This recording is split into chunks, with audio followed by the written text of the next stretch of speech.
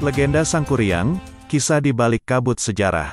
Pada zaman dahulu, di sebuah kerajaan di Jawa Barat, hiduplah seorang putra raja yang bernama Sangkuriang. Ia adalah seorang pemburu yang handal dan suka berpetualang di hutan. Suatu hari, ia tersesat di hutan dan bertemu dengan seekor anjing yang sangat setia.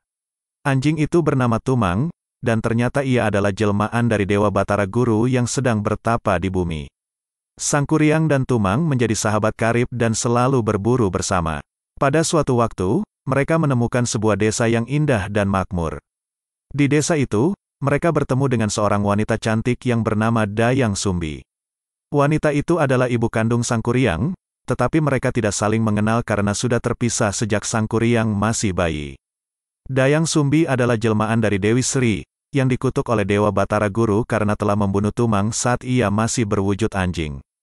Dayang Sumbi melahirkan Sangkuriang dari pernikahannya dengan Tumang, tetapi ia tidak menyadari bahwa Tumang adalah suaminya yang hilang.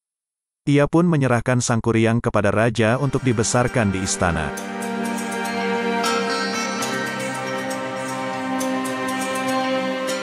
Sangkuriang dan Dayang Sumbi saling jatuh cinta dan ingin menikah. Namun, Dayang Sumbi menolak pernikahan itu ketika ia melihat bekas luka di dahi Sangkuriang, yang merupakan tanda bahwa ia adalah anaknya. Dayang Sumbi pun mencoba menghalangi pernikahan itu dengan memberikan syarat yang mustahil kepada Sangkuriang. Ia meminta Sangkuriang untuk membuat sebuah danau dan sebuah perahu dalam waktu 1 malam. Sangkuriang menerima tantangan itu dengan bantuan kekuatan gaibnya. Ia menggali tanah dan mengalirkan air sungai untuk membuat danau. Ia juga memotong pohon-pohon di hutan untuk membuat perahu.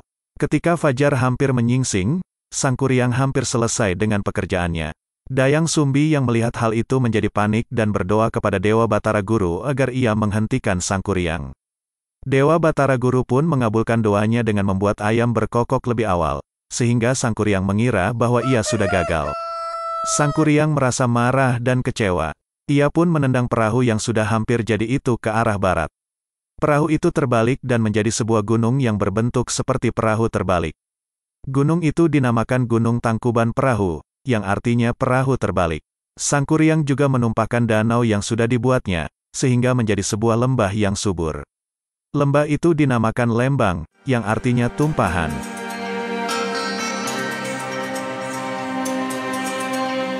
Menurut legenda Sangkuriang, Dayang Sumbi tetap hidup di hutan setelah menolak Sangkuriang.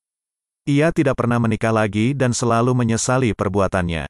Ia juga terus berdoa kepada Dewa Batara Guru agar ia dapat bertemu kembali dengan suaminya, si Tumang, yang sebenarnya adalah jelmaan Dewa Batara Guru. Namun, doanya tidak pernah terkabul. Ia pun hidup dalam kesendirian dan kesedihan hingga akhir hayatnya. Demikianlah mitos cerita rakyat menarik tentang legenda Sangkuriang. Semoga Anda terhibur dan mendapat pelajaran dari cerita ini. Segala kebenaran kisah kita kembalikan lagi pada Allah Tuhan semesta alam.